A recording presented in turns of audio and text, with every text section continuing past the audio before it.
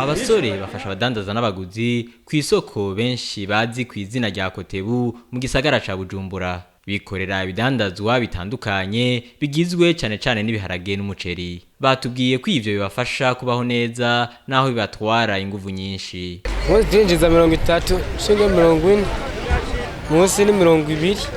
Rutwaye inguvu nyinshi mugo bidufasha kubaho neza. Nikako dushaka dushobora kukiha kandi dushobora kuranga naho turiho inzu. Ubwo buryo ngo ntibabusesagura kuko bibuka kuziganya. Biravana ko ntwarosa ubuzi ashobora kuronka 30, 25, 20 sawa. Nkiyonje ivyo 30 basi. Na 30 ndashobora kuvuga ati ibi bitanu ni ivyo ndiye.